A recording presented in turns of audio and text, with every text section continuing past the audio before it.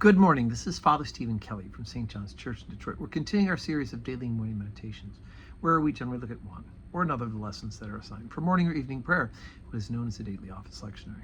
Today for Friday, let's take a look at the lessons assigned for morning prayer from the first book of Samuel. Now we know at this point that Samuel has anointed Saul as the king.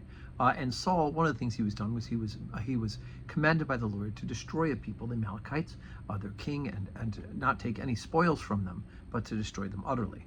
But he didn't. And so here is the follow-up to that event. 1 Samuel 15, beginning at verse 10. Then came the word of the Lord unto Samuel, saying, It repenteth me that I have set up Saul to be king, for he is turned back from following me, and hath not performed my commandments. And it grieved Samuel, and he cried unto the Lord all night. And when Samuel rose early to meet Saul in the morning, it was told Samuel, saying, Saul came to Carmel, and behold, he set him up a place, and is gone about, and passed on, and gone down to Gilgal. And Samuel came to Saul, and Saul said unto him, Blessed be thou of the Lord, I have performed the commandment of the Lord. And Samuel said, What meaneth then this bleating of the sheep in mine ears, and the lowing of oxen which I hear? And Saul said, I have brought them from the Amalekites. For the people spared the best of the sheep and of the oxen to sacrifice unto the Lord thy God, and the rest we have utterly destroyed. Then Samuel said unto Saul, Stay, and I will tell thee what the Lord hath said to me this night. And he said unto him, Say on.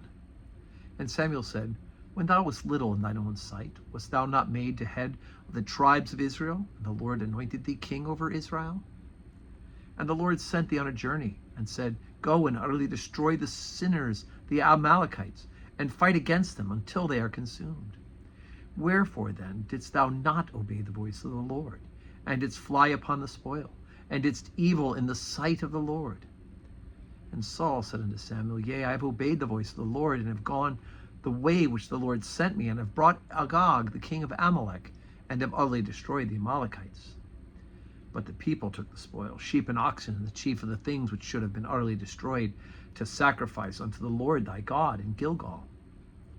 And Samuel saith, Hath the Lord as great delight in burnt offerings and in sacrifices as in obeying the voice of the Lord? Behold, to obey is better than to sacrifice, and to hearken than the fat of rams.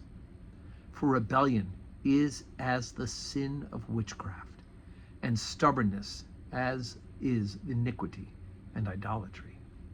Because thou hast rejected the word of the Lord, he hath also rejected thee from being king. Well, that was a short reign, wasn't it?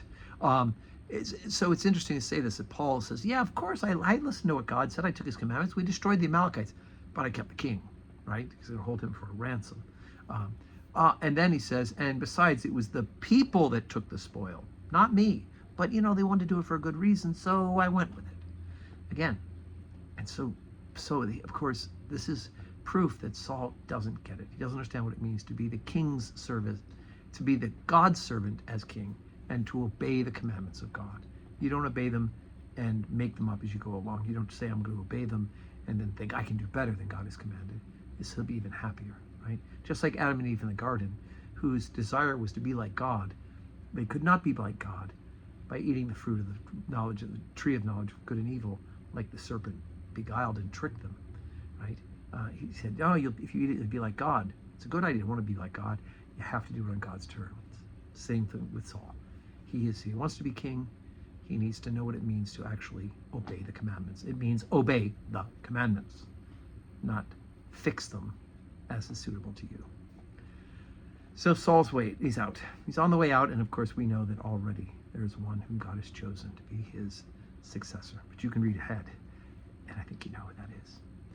So today's Friday. We don't have public worship today at St. John's Church, but I do hope that you can say your prayers, pray for the parish, know that I am praying for you, and may God grant us a Friday that is full of blessings.